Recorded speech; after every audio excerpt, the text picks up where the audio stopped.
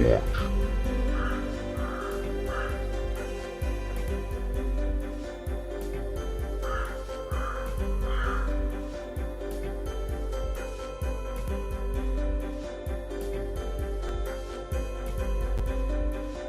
What's up, guys? Welcome to another episode of the Ravens Watch.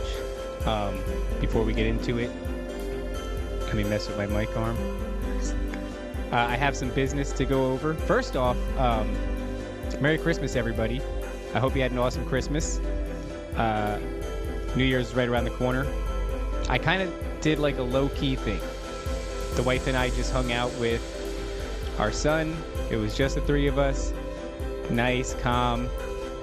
We actually didn't exchange gifts on Christmas because we were going out on Saturday, and so we wanted to I had some jewelry for her, she had some outfit stuff for me, and so we both decided, hey, let's wear our new stuff. So we swapped gifts on Friday. So Christmas was all about the boy, but it was nice to just do it low-key. Especially, we were real busy over the weekend, so I hope it was a nice Christmas for you guys. Before we get into it, I'd like to draw a little bit of attention to my super dope shirt. Nephilim Death Squad merch is on toplobster.com. If you should buy from now until the end of January, you will be entered into a raffle to win a enhanced Royal Rife machine from realrifetechnology.com. It's Matt Rife's website, not the comedian, but I want to call him an inventor, but I'm sure there's a better word for it. But I'm going to call him an inventor. The Royal Rife machine is the highest level of therapeutic frequency machine that Real Rife Technologies offers, and so it is a $5,500 machine that will be given away absolutely free at the end of the month of January to anyone who wins the raffle that you will be entered in if you buy any Nephilim Death Squad merch between now and then. And so this is a therapeutic machine. Because of the FDA, there's certain things you can't claim that it does. Although if you look at the reviews, people use it to alleviate headaches, nausea, cramps, and also a litany of other things. Some people claim that it helps them with their cancer. But like I said, for sort of legal purposes, it is strictly labeled a therapeutic machine. So toplobster.com, pick yourself up any Nephilim Death Squad merch. That means dope shirts, hats, jackets, hoodies, and you will be entered into the raffle. Don't forget to go to YouTube, Rumble, Spotify, Apple Podcasts, wherever you listen to the Ravens Watch and wherever you listen to Nephilim Death Squad, and drop us a 5-star rating. Really helps the show grow. And one more announcement. As we go forward with Nephilim Death Squad, we're going to be getting away from the live streaming because we want to be able to pay attention to our guests and not be so distracted by the chats. That being said, a lot of you guys are OGs when it comes to supporting us from the very beginning of the show's inception. And so if you want to still be along for the ride in the live chats, you can do so. But what you'll have to do is go to patreon.com/Nephilim Death Squad. And if you sign up, there's a $3 tier, a $5 tier, and a $10 tier. All sorts of cool discounts and bonuses will be coming down the pipe. But for now, one of the main ones we're going to be starting with is a link to the live stream. So although YouTube and Rumble won't be watching, you can watch us live behind the scenes, and you can also communicate with us via the chat. And so that's our way of sort of giving something cool for our day oneers out there. So that's not going to be offered forever, obviously, because you can't have 100 people in the chat and expect us to get to everything. So the gates are closing, but for the few of you that sign up in the beginning, you'll be getting that link. And then we'll go into the rest of that stuff later. But today, I actually have another testimony, and I'm thinking about going in this direction permanently with the show because every time I read a story from someone who wants to share their paranormal or their supernatural testimony with me, I inevitably get a few more. And so I expect the trend to continue as I go on with this one. And it's fascinating for me to read these stories. Some people don't want to share them on video. And so I have the ability, or really the, how do I want to put this? It's the pleasure. This is already, I know this isn't real. Conspiracy extremist. Can you turn the music down a bit? I don't think there's any music, dude, and you're messing with me, and I know you are. I was gonna say if there's music playing, toss an M in the chat, but it's just gonna be filled with M's of people that are lying to me. So, I have the pleasure from time to time of being able to read these things, and it's really cool because a lot of people don't want to share it because it's to say that there is man. All right, these guys are saying there's music. Let's find out if there's music. I don't know where there would be music from. Oh, you know what?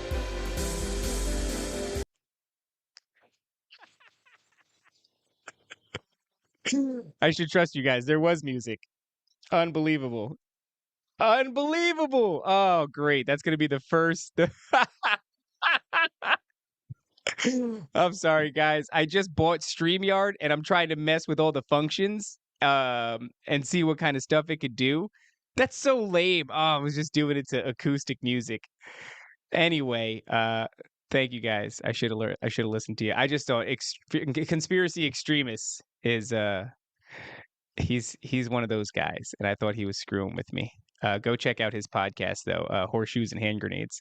So where the hell was I? I can't believe you guys are being submitted to acoustic music the whole time. So anyway, it's really cool to be able to read these testimonies because a lot of people, they don't want to. I wouldn't have believed me either. Yes, thank you, conspiracy extremists.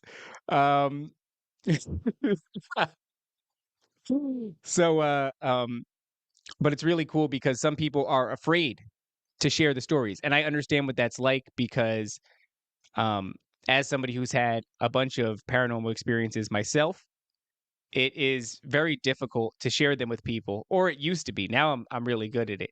But I remember what that was like in the beginning. It's like you try to share a story with somebody and it's rarely received the way you think. You set out to tell somebody about your supernatural experience and you expect it to be like, oh, no way. Really? Well, what else happened? What was that? And it's like, that's never how it is, dude. People are just kind of like, whoa, that's crazy, man. And that kind of hurts a little bit. So, I enjoy being able to read those submissions. And so I think that I'm going to move the show in a permanent function that way. And hopefully it adds as a good supplementary show to Nephilim Death Squad because not everybody wants to get on there and share their crazy stuff. So without further ado, let's get into it. So I was shot this message after reading the last testimony by M, I believe is what he went by. And M had a lot of interactions with entities that in some ways did remind me of the Colin story. For those of you that don't know, Colin was an anonymous guest that shared with us his experiences on the Ravens Watch.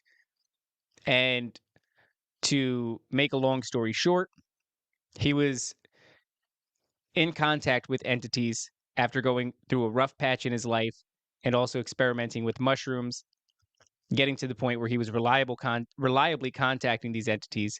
And then, believe it or not, much to my surprise, these things pushed him in a direction of bettering himself and also finding God, Christ, and the church. Go figure. And so M's was a little bit different. He had sort of a parasitic relationship with an entity, a female entity that wasn't necessarily evil, is how he put it, although there was some darkness there. But he entered into a sort of quid pro quo with it, where he would, I guess, be able to ask it questions and also be able to know just the right thing to say at the right time, in particular to women, in return, and also unlocking uh, some abilities that he had, some latent abilities. And this is not, as wild as that may sound to some of the audience, unless you guys are not new around here, that is not an uncommon thing. And so, in return, this thing would be able to feed off of his emotional energy. And so, things like sex and partying was really what it was into. And that left I'm sorry, that left Colin's the other guy, that left M in a sort of dulled state. And that uh, really sort of tanked his marriage. And eventually he met a girl who he wanted to pursue and wanted to have a future with, knew that he couldn't do that, asked this because of the emotional state that he would be in, drained of heightened emotions. So he asked this thing to leave. And now I get a message from a guy named Scott. And it goes as followed. He says, "What's up, man? I'm Scott. I have sorry guys, I got some crap in my throat. I have had some pretty weird experiences from early adolescence on. Let me preface this with I was an atheist for years, but I also had a period when I began questioning when my kids were born." So right there, already some interesting insight, right? Oftentimes when people have paranormal experiences, they stem from childhood. Uh, I see that a lot. We'll start with the battles with sleep paralysis. I'm 15 years old at the time, and it starts with the best I can describe as a rumbling in my bones, almost a super high frequency buzzing. Now, for those of you that aren't familiar with this, I'm going to stop a lot because as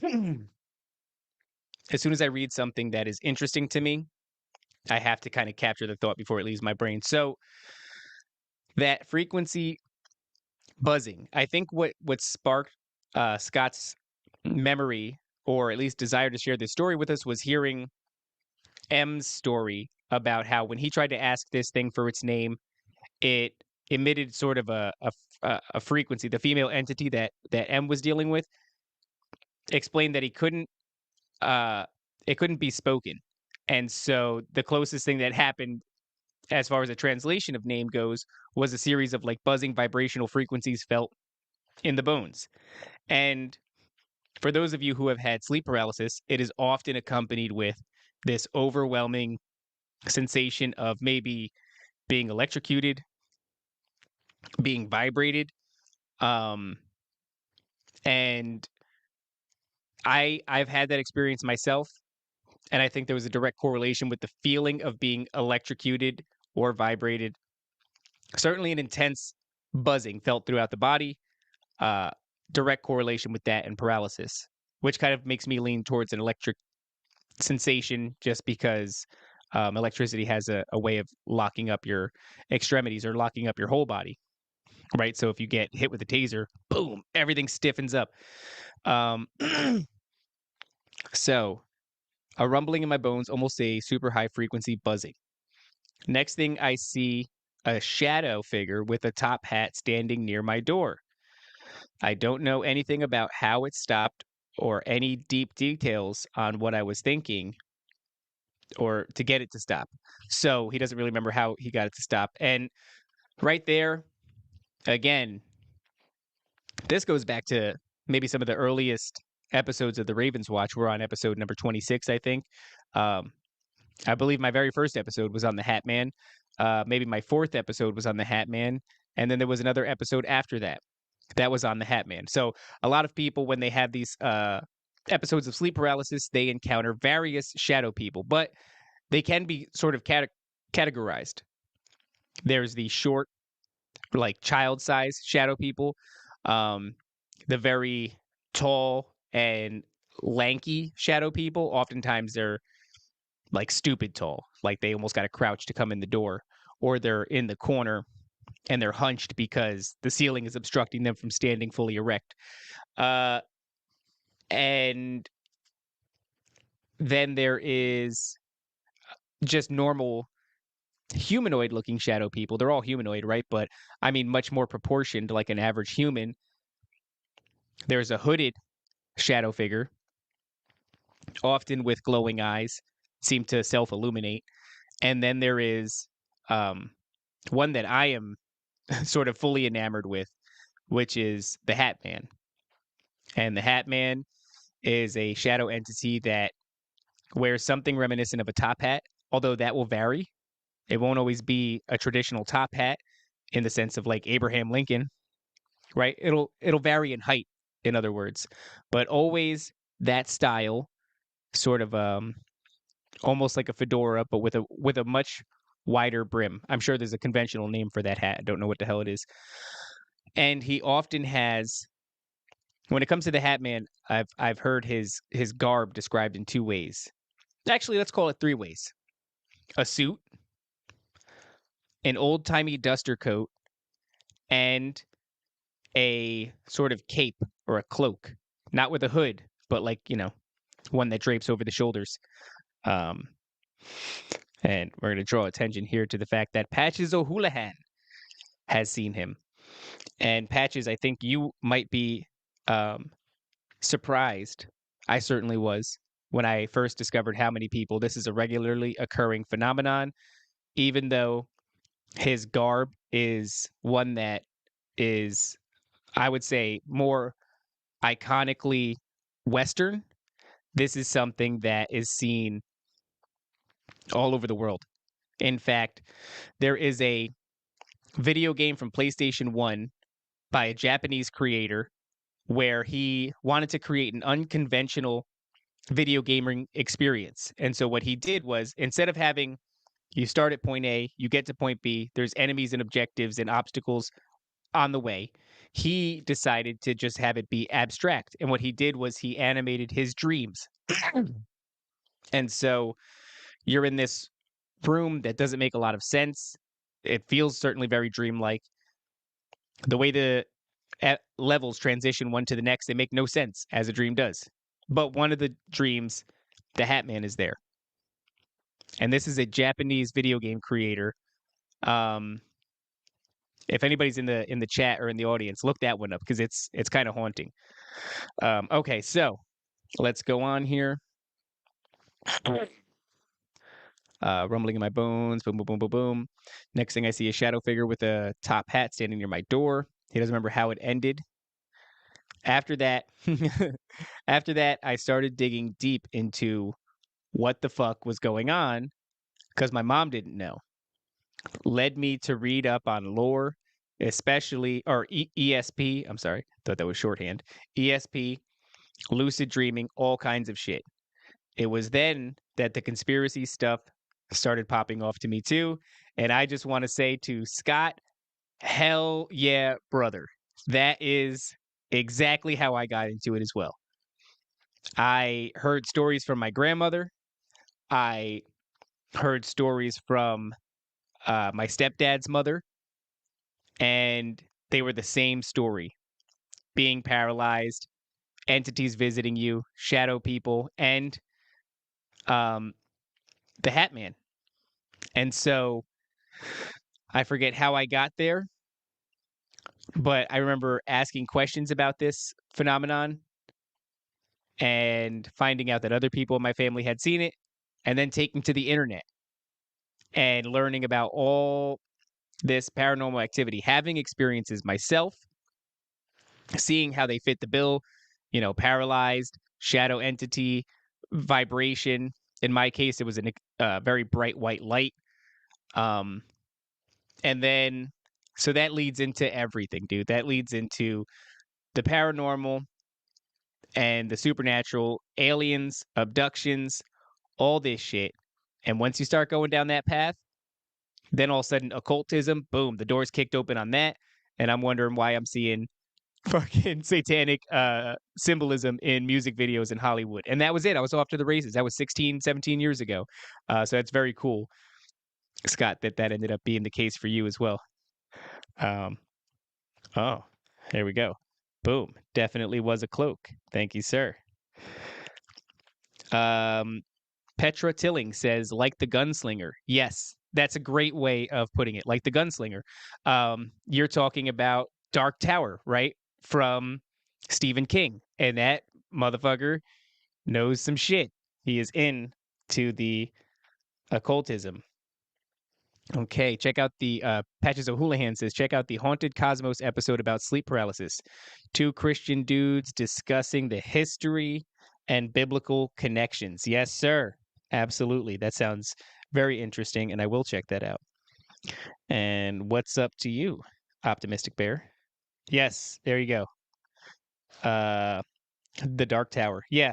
So one of the things that's really interesting, I'll give you the shorthand in this. I don't want to get too derailed, Petra, but um doing several episodes with Paul of Understanding Conspiracy, he goes into how the Nephilim, the biblical Nephilim, they look like clowns, and that the modern day visage of the clown is an homage to that. And then, boom, you go straight into It of Stephen King, right? Where um, obviously you've got some interdimensional clown creature that also morphs into various other terrifying creatures. Overly exaggerated wide mouth with rows of teeth. It feeds on children. It When it's destroyed in the book, or it's not really destroyed, at the end of the first book, spoilers guys, at the end of the first book, when they kill it, um, three orbs of light come out of it, and they say to it like, "What are you?" And it says, "We are Legion." And then it fucks off. And they know that since it's not been destroyed because the orbs escaped, that they're going to have to come back here many years later to fight it again. And what's really strange is uh, they have an orgy in the book, even though they're children. So that's cool. Yeah, and then to Green Mountain Girl. And for today's kids, there's Huggy Wuggy. What a fucking weird. I don't let my kid watch that shit. All right. So the second, Scott goes on, the second sleep paralysis event, same noise, same feeling like you're in an engine room. That's very interesting. Yeah, on a fucking train. Man, yep, there you go. That speaks to the intensity of that vibration. Um, just vibrating the hell out of your bones. This time I didn't see anything, but I can hear footsteps shuffling. Like 3 to 5 sets of them scurrying around the bed, under the bed, kicking up on the bed. Fucking terrifying. That time I was 17. I think I had a very similar experience around 17. Not that intense though. Around the time I found out I was going to be a dad, I believe is what. There's a typo there. I hope I'm not mischaracterizing that. Um, around the time I found out I was going to be a dad. Few years later was the one I remember like it just happened. Same thing as the first one. Dude just standing there. I can't move. My son and my daughter are lying right there next to me on the bed. I remember thinking, I have to stop it. He started coming towards me, and I just remember trying to yell and scream, and nothing came out. Yeah, man. That there's like this. Um, it's not just paralysis of the body, right? Like your eyes can move, and they do. They like dart around the room insanely, but your inability to summon your voice is really crazy. That's like one of the scariest parts. It's almost like it's suffocating in a way. Like you can still breathe, but your inability to like make noise really drives that panic home. And then it's just this big, what would you call it? Reciprocal feedback loop of like not being able to scream, getting more panic, not being able to scream, getting more panic. It's fucking, it's horrifying. Okay. I remember thinking I have to stop it. He's coming towards me. I try to scream. Nothing came out. Then I heard a booming voice, like powerful, calm, stern, in quotes, pray. And I start calling out, to Jesus Christ to protect my children. And then, like a switch, everything stops. I can still feel the vibration and just kept thanking him over and over. And then it felt like I was in his presence, like I saw him, but it was an image, you know? Like I could see an aura around and just felt this crazy feeling of just absolute peace and belonging. Man, okay. So cool. So cool. So, I'm no biblical theologian, guys. I have a Bible. It's right there on my dresser, but I don't I've not read it. I just suck at reading, to be perfectly honest. I have like the Book of Enoch, and I started reading part of it, and then I was like, ugh, and I fall asleep really early. So the only time I have to read is like before bed, and nothing puts me out like a light quicker than reading. So anyway, it's my understanding that within the Bible there's this descriptive of um, the name of Christ giving us power over these entities. Yeah, there we go. Oh, here. This is something I would like to. So, boom. When he was 17, his son was born. Thank you, Scott, because I wasn't sure if I was like, am I misreading this? Um, and Green Mountain Girl says that it's pretty dry. Yeah, and that's the thing, right? Is it's more like, especially the first book, I guess the book of Genesis is like mostly a tracking of genealogy, which gets a little like hard to focus on. Um, anyway, there is this notion of us having power over these entities via the name of Christ. And I can tell you that in my worst experiences, I've done that. I've, in my mind, but very clearly, like quieted the noise and thought very, um, very clearly. I don't know how else to put that on the name of Christ, asking for him to save me and my family, actually, and my son. Man, Scott, we should get a beer. Um, and it works. And then from then on, I would see like, shadow people over the years, and I would call on Christ to like get him to kick rocks. So very interesting that I mean, and this is something that we hear. There's a direct correlation between sleep paralysis and alien abductions. And I used to think that sleep paralysis would manifest itself as like what felt like demons, but this is actually aliens doing something to us. Now, I'm much more of the school of thought of these are one and the same. I spoke recently on the Best Political Show with Luke Rudkowski and um and Clint Russell. Uh, my co-host Top and I, we went to Miami, and one of the things I was really happy to get across during that show was that uh, I don't like the alien narrative. I don't like calling these things aliens. I do believe they are demonic, but we can be a little bit more nuanced in that. They're the fallen angels.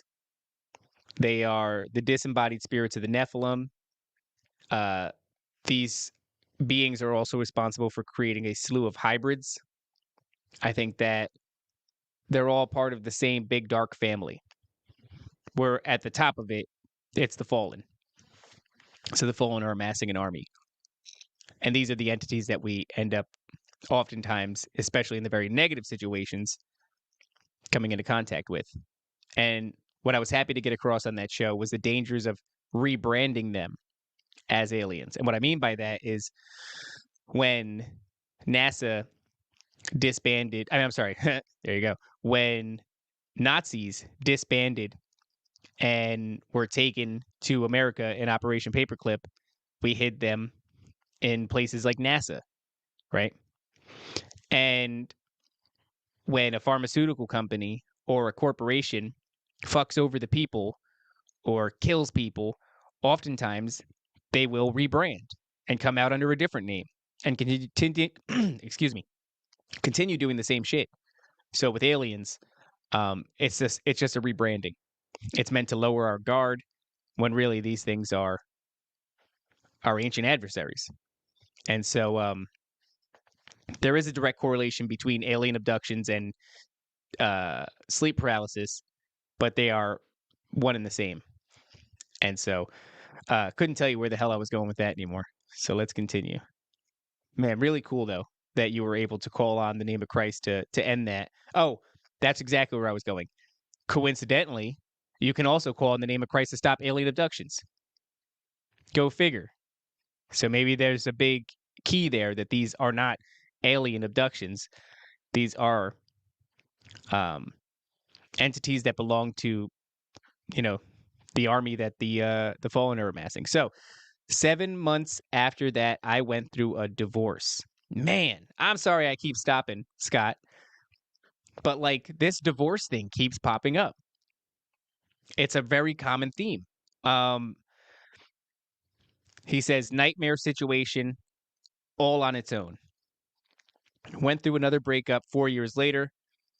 This time I put all my faith in God to guide me through and heal me from past early childhood trauma and find a way to navigate all of what was going on. That's interesting. Maybe I could use something like that. But there's a common denominator so far in the past 3 testimonies that I've read, and it's suffering through a divorce, a traumatic and deeply upsetting divorce. And I often say that these entities, they feed off darkness. Some people get mad at me. They're like, "Oh, well, what? Not all of them feed off of darkness, and not all of them are bad." Right? That's fine. Maybe there's variation, but I'm just telling you, as far as the negative ones go, they feed off low vibrational energy, right? Sadness, depression, anger, anxiety, rage, fear. Um, you know, divorces are traumatic. They're horrifying. I couldn't imagine going through one, but I could imagine that you would be emitting some of the lowest vibrational energy, you know, more so than most other times in your life. So these things, they come to feed. Uh, yeah, Green Mountain Girl, shame. Shame is a big one too. I experienced that. I was when I had my run in with, you know, a fucking demonic entity. I was feeling very shameful in my being a bad husband and a bad father. I felt like a failure, and so yeah, they sweep into that as well.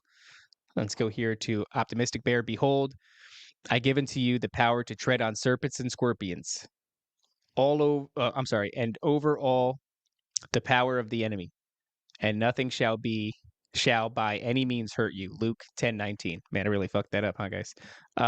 Yeah. So there you go. That's what I was alluding to before, and then Leach says divorce is a thing that could bring a man to his knees real motherfucking quick. We will go over the edge for love. Yeah, I think obviously divorce is horrifying for both parties. But I just think that people oftentimes don't look at, when it comes to men and their experience in a divorce, how fucking sad it can be. I've been through big breakups, never a divorce. I'm happily married, and I mean happily. Like we've got a fucking awesome relationship. Um, and before my wife, I was I was dating a girl for 7 years. I don't even know if you can call that dating. And when we separated, it was like, yeah, man, the immense sadness. Um, it is, I think, something we just mull over.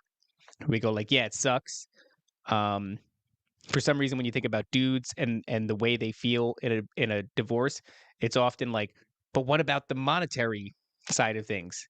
And the women will often be looked at as like how sad that is for them. They're like, man, it's sad for fucking both parties, dude. Um, so all right, let's get back into this. It's just a crazy, in my opinion, it's a crazy correlation there, the divorce. Um, so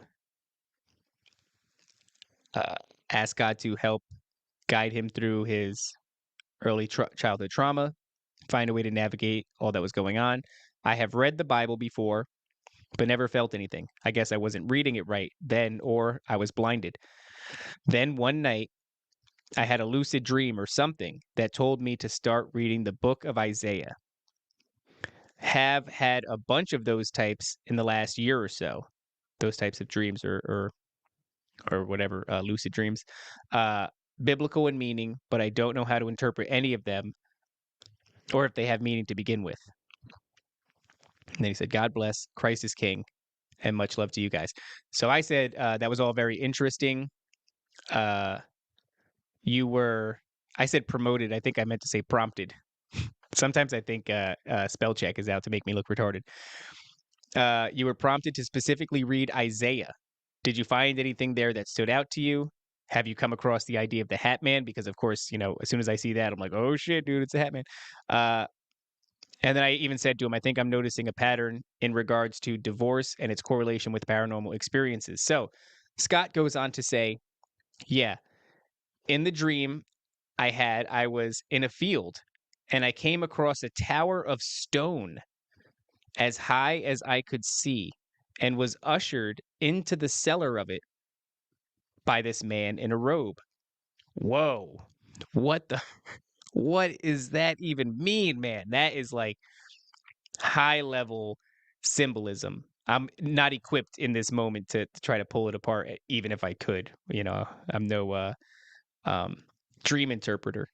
So, in a field, a tower as high as he could see, and he's ushered into the cellar of the tower by a man in a robe. When he leads me, I see other dudes just like him chanting and speaking in tongues.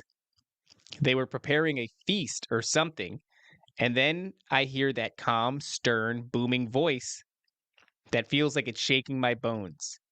He says, "Start with Isaiah." Damn, dude. That is. After reading Isaiah, I felt different. I have read the Bible before, but never felt anything more than it's just words on paper. I feel like something changed in how I read it. The whole book gripped me, almost like a euphoric feeling. Nothing really stood out, but it has become one of my favorite books. That's interesting. Sometimes I feel like I don't know, like you have this expectation when you read the Bible, it should like speak to you. It's a special book and there should be something that's happening.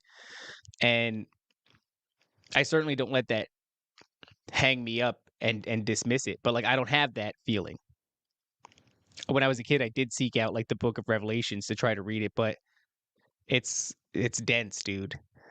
Um that first dream really messed me up. Dreams are weird, dude. Dreams are very strange.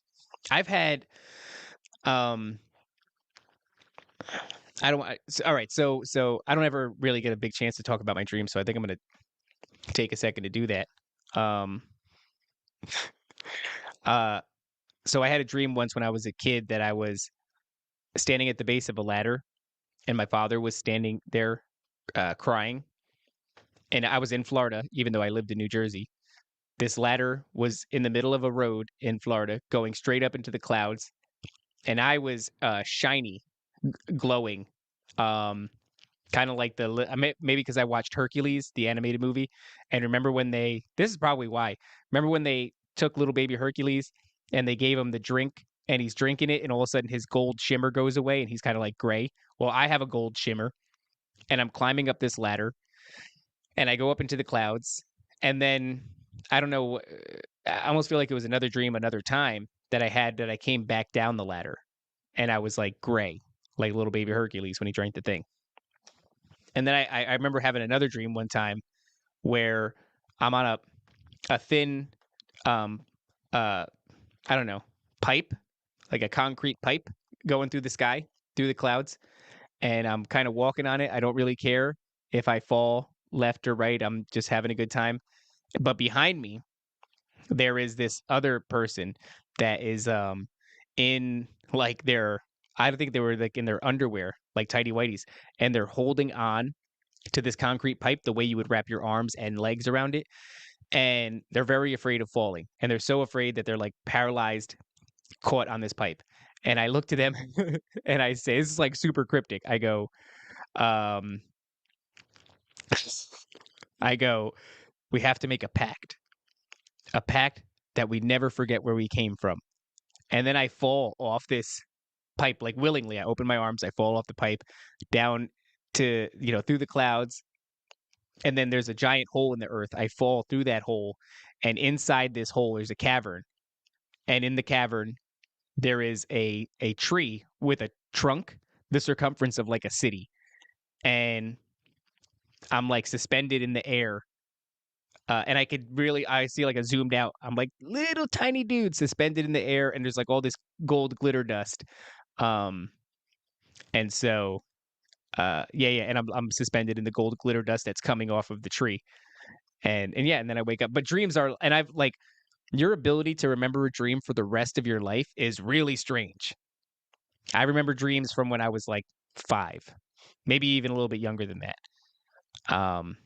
And to uh, the oh my god, is that say Theta Investor? You know what's really weird?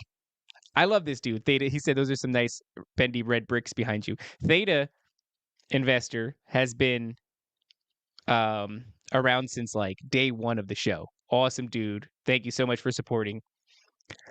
I put an imaginary T in there, and for some reason I always thought this said the Taint Investor. I don't know. It doesn't even make sense when I looked at it and finally slowed down. I've seen your name like 100 times. I've talked to you on Twitter. Solid dude, awesome guy, not the Taint Investor, although not a bad name, really. Okay, so um, I feel like something. Okay, after the experience, for sure. Oh, he's talking about Hatman now. When it happened, I had no clue what the Hatman was. I think my mom legit thought I was crazy. It was a few years after the initial experience that I learned that what I saw was a commonality with people that have had sleep paralysis events. And then he goes on, I may sound retarded, but sometimes I think these disembodied spirits of the Nephilim could be behind the attacks, and I don't think they're just spiritual attacks. What if they're behind the collapse of a marriage? Man, if there's negative spiritual things, then there has to be positive spiritual things. Amen. What if there's a spiritual battle between the good and the bad? I personally think are I personally think that they feed off the energy. At first, I didn't see it or feel it, but looking back at how it turned me into a bitter, depressed, suicidal man, it just always felt like something was draining all the energy from me. By the grace of God, I'm here though. I did notice my first divorce led to me immersing myself into occult type teachings like new age bullshit. Boom. So, what if they're behind the collapse of a marriage? So I was kind of thinking about this the other day, and the the connection to these experiences in marriage, right? And on the surface, you can go, well, a divorce puts you in a dark spot, like I was saying earlier. And then you could go a little bit deeper, like Scott did, and say, what if these things are responsible for a marriage falling apart? And I think that there is really something there when you consider what a marriage actually is, right? A marriage is a vow taken before the Almighty, right? In the presence of Father God, you make a promise to be with someone through thick and thin, and that only death will separate you. And in how many instances during our lifetime do we make that sort of a promise? It's a very unique one. So, by that token, I could see that the darkness would have a vested interest in destroying that. So when Scott says, what if they are responsible for destroying a marriage? It's like, yeah, um, it's one of the most meaningful things you do on the world stage during your time here on Earth. Some people may make other promises along the way to God, but I would go as far as saying the vast majority of people will only ever make one. And yeah, I would I would imagine that these things they invert God's creation. Um, they try to corrode us, and that's a good point of attack, I would say. Scott says it's a soul contract between two souls and God. Yeah, yeah, I think that's 100% true. I think that's 100% true. So that just really jumped out at me when I read that, and I kind of said, "Man, maybe that's why there's this common thread."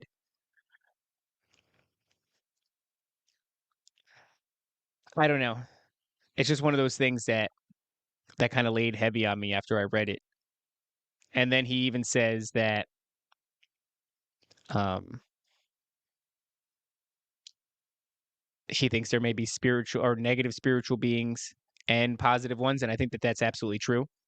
I think that one of the things M from the last story laid out to us was really compelling was this idea that there are the fallen, Lucifer's rebellion, and these dark entities that still follow Lucifer. There are these dark entities that don't think that Lucifer is fit to lead, and so they break off and create their own factions.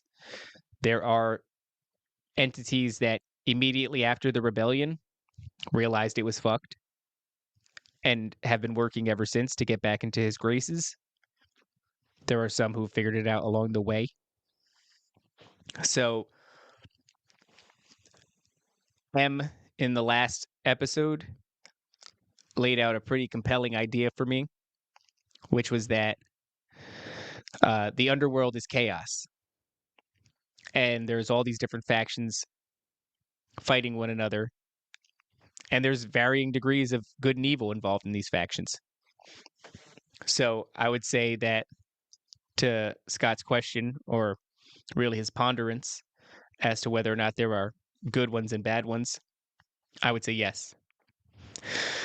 And the only thing that you really can do is pray to God for discernment. That they feed off the energy. That's certainly, like I said earlier in the show, that was my experience. I had something feeding off of my own shame and anger, feelings of failure, sadness, self pity, all these different things, resentment.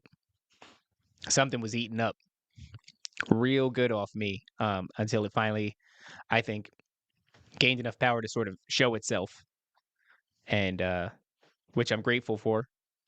Had it not shown itself, I wouldn't have known how real it was, and had it not shown itself, I wouldn't have known the particular physical attributes when my wife described them, and then when my son described them. I wouldn't have had that in my head to know that it was the same thing. Um, that feeling of always having something draining you of all your energy all the time. Yeah, yeah. Um, that reminds me of the Nephilim Death Squad episode with Jerry Marzinski, when Marzinski was saying that the nature of these entities, for those of you that don't know, I highly recommend checking out that episode of NDS. featuring Jerry Marzinski, a clinical psychologist at 35 years working in the field directly with schizophrenics, eventually came to the conclusion that these people were being influenced by um, entities outside of themselves, that it wasn't just hallucinations, that they were actually dealing with some outside influence. And he said that there was 23 patterns that he was able to identify, and that a majority of the time these entities or these experiences or these schizophrenics, they would fit the vast majority of these patterns. One of them being that they eventually would sort of suck all of the life force out of a person, and that they would eventually become a shell of themselves. The way he described it, in my mind, I pictured like a drug addict, where physically you're lesser than you were, but emotionally and your confidence levels, um, everything just sucked out of you. And so there does seem to be this constant pattern of these things. They'll feed off of that, and they'll take and they'll take and they'll take until really you have nothing left to give.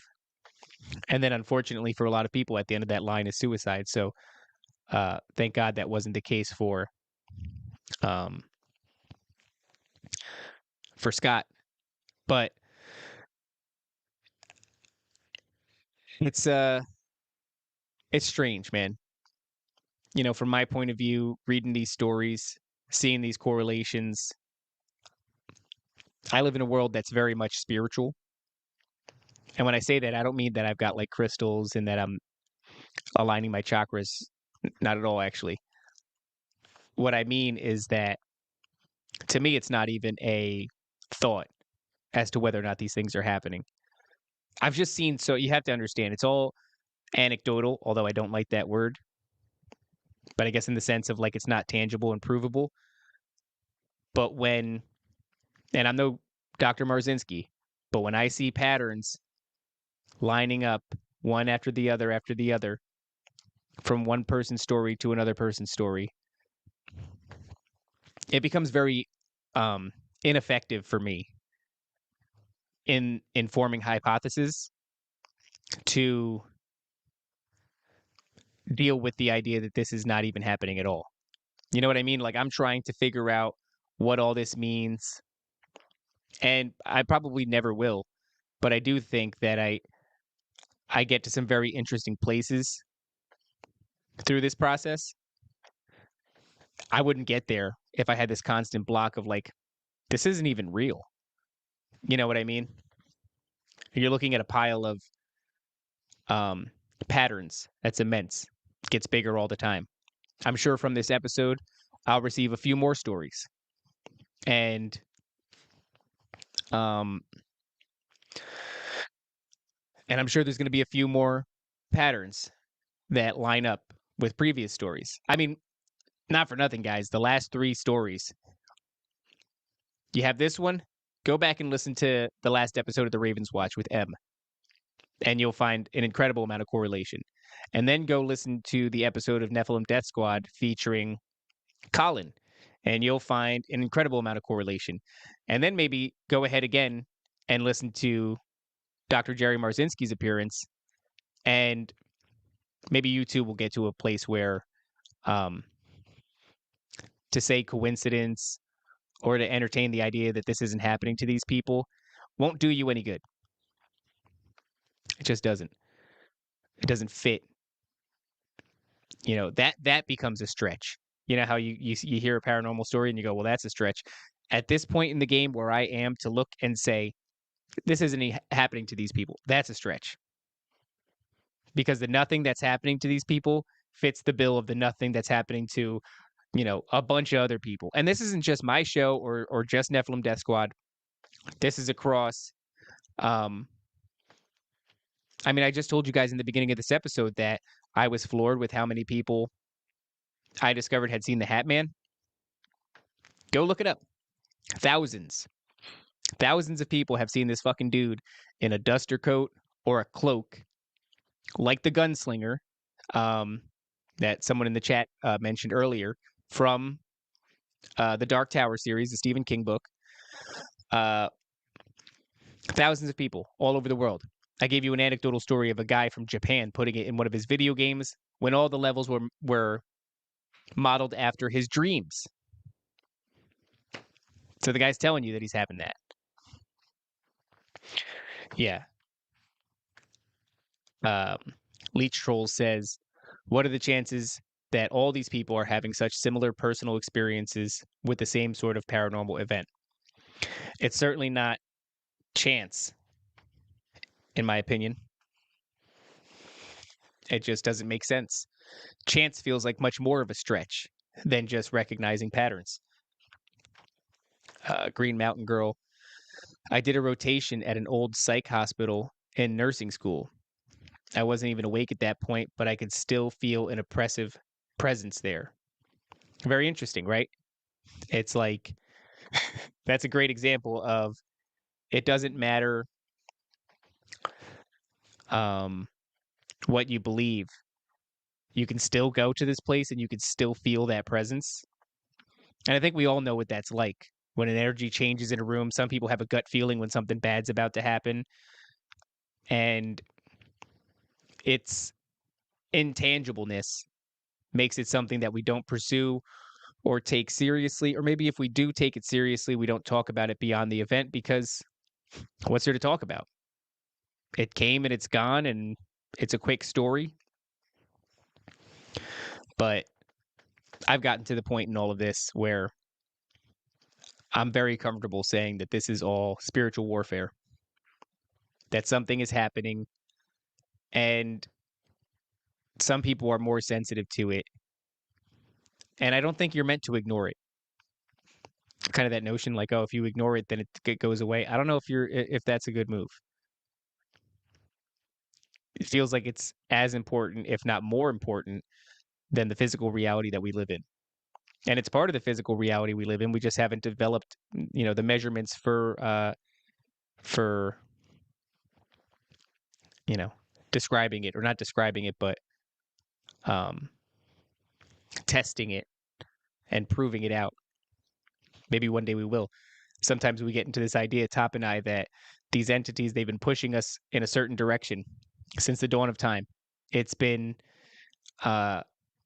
ancient man has attributed this demigod and that demigod for bringing them agriculture.